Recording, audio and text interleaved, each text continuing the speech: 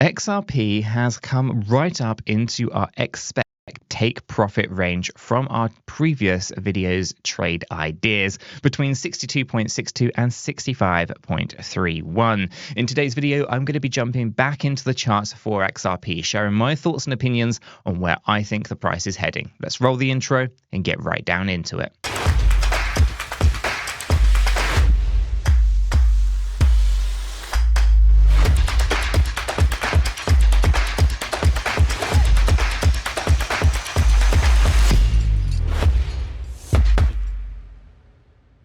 Hi guys, welcome back to the channel. Welcome back to another XRP video update. And today we are going to be taking a look at XRP paired up with USDT on the 4-hour Binance chart. And following on from the previous videos, we were looking for the breakout. We were looking to trade the breakout at share. If I kind of recall you guys, we were looking for this trend line, getting that breakout. Stop loss down here in this lower area, and take profit was up here. And as you can see, great risk reward ratio depending on where you kind of got your entries and exits, and great profit was made. There's actually a couple of opportunities here. The first one, a reaccumulation re-entry, and then another move to the upside. So our trades have played out very, very nicely here for XRP, and I don't think things are looking to finish just yet. I still see some potential growth in this one as well.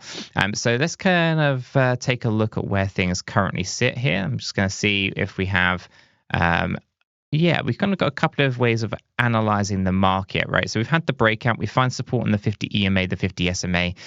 So the red line is your 50 EMA on the chart here. That's coming in at 59.62. The yellow line is the 50 SMA coming in at 58.71. And these are acting as good support as we find ourselves actually kind of chilling out here in this upper range of previous resistance at the 62.62 to 65.31. Now, the interesting kind of patterns here that are potentially in play, and I say potentially, is the, I would say we kind of have the ability to maybe look at this as an inverted head and shoulder. I think I spoke about this before. There's lots of different ways of potentially looking at this, and I don't like this wick that we had over here on the 3rd of January. It's not the best, but if we were to try to take it into consideration, we would probably end up with something that looked like this. It's not the best by any stretch of the imagination, but you can kind of see here we had the neckline, which was basically our trend line. We breached it, we came back down, we did not close below it, we just liquidated any longs before rallying on up. Now, if this is the case, then we are going to be looking at targeting out that upper range, which it looks like it has hit already. So everything on this one looks like it's kind of reaching exhaustion. It doesn't look like it has 1,000 more miles to kind of travel or anything like that. I would say that we're probably going to be looking at this previous area of resistance holding up and looking for rejection. So be a little bit cautious here. Now, there's two ways that we can kind of trade this one. We can either short the market right now at entry, for example, put the stop loss above our area here, approximately 66.2, and then we target down here, probably gonna have to target out the 50 EMA at the moment and see how price reacts. That would be about 1.74 risk reward ratio. And so a 1.74 risk reward ratio is basically you'd earn $1.74 for every $1 of risk. It is okay. It's definitely not the best out there. You probably want to try to get better entries if possible and increase that risk reward ratio for short positions. And if I am to be going short on the market and using leverage, I'm going to be using BitGet. BitGet is my go-to platform when it comes to leverage-based trading. There is an affiliate link for BitGet in the description down below if you haven't yet already signed up. I do urge you guys to check it out. It is a very easy to use platform with lots of tools and resources to help you learn to trade efficiently. Now, obviously, if you are to be trading in the crypto space, it is incredibly highly risky, and you do run the risk of losing all of your crypto and all of your capital. It's very important that you understand the risks involved, and more details for this can be found in the description below. below and on the BitGets website. If you do follow the affiliate link in the description below, you could be eligible for up to $30,000 of rewards and bonuses depending on how much you deposit and trade on the platform. More terms and conditions on that are found on the website. There are restrictions along with the terms and conditions. Not all countries are eligible for such bonuses, so do make sure you are aware of those things as well.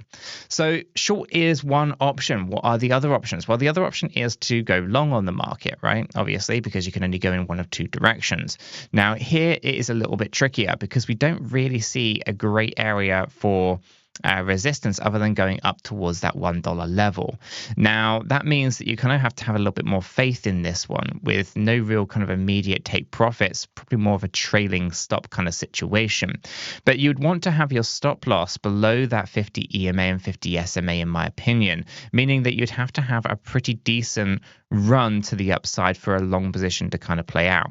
And of course, we'd be looking for basically going long on a breakout situation, as in if we were to close above 66.2 cent, then we end up with a pretty good strong reason for a breakout trade opportunity. So this one is one that I think is an option, but it's probably not one that I would be looking to trade right now. I would be waiting for confirmation of such a move before I jumped into anything like that. And I do see this as an upper area of resistance at the moment. Now, you can see that we still got some room and growth on our stochastic RSIs. As you see here, we're actually just moving up right now. This is a good positive to show us that there is momentum that would support a breakout to the upside should that happen. But at the moment, we can also acknowledge that we have reversed from very similar areas back down to this oversold area. The stochastic RSI is not an indication of price, just an indication as to whether or not a move has strength. Has it got a lot of momentum to the upside? Has it got a lot of momentum to the downside? That's what the stochastic RSI does. Okay, so it doesn't show us price movement. It just shows us whether or not a move up or down has momentum to it. Now, if we take that off and throw on our divergence indicator, we can see that there was some hidden bullish divergence over here on Sunday at 4 a.m. UTC. This coincided with this recent run to the upside.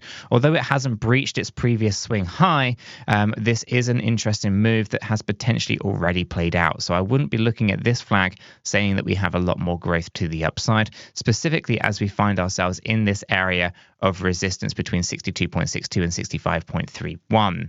Now, if we take our divergence indicator off and throw the volume in, you can see here as well, volume is decreasing as we've had this push to the upside as well. And again, this shows me with some weakness right here. Volumes are decreasing, price is going up into higher highs. That kind of divergence between volume and price is also another bearish sign. I would be looking for the short rather than the long at this point in time, and I'll be looking at and seeing whether we can find support on the 50 EMA, 50 SMA, or 200 EMA. The 200 EMA, guys, for reference, is sat at 56.24 cent for XRP.